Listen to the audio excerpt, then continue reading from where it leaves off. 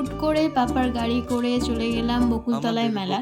আরে না না, একদমই না, এটা বকুলতলার মেলা নয়, এটা আমাদের এখানকারই একটা মেলা। তো মেলাটার সম্পর্কে বলছি আমি।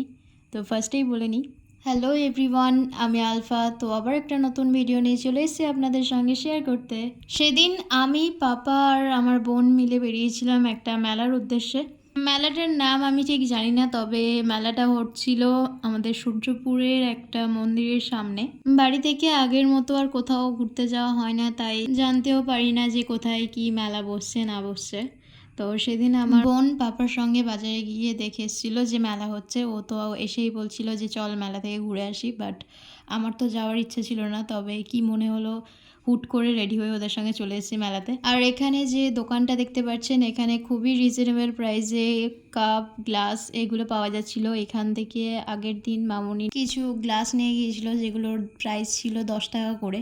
তার মধ্যে একটা গ্লাস ভাঙা ছিল, তাই পাপা একটু চেঞ্জ করে নিয়েছিল। দেন এখানে একটু মন্দিরটা ঘুরছিলাম।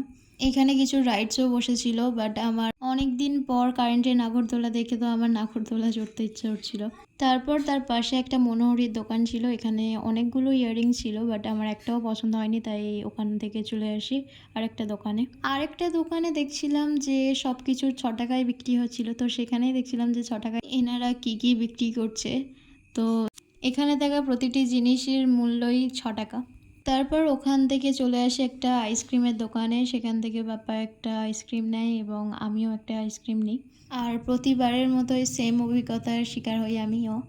মেলার খাবার একদমই ভালো না, আইসক্রিমটাও বাজে ছিল একদমই।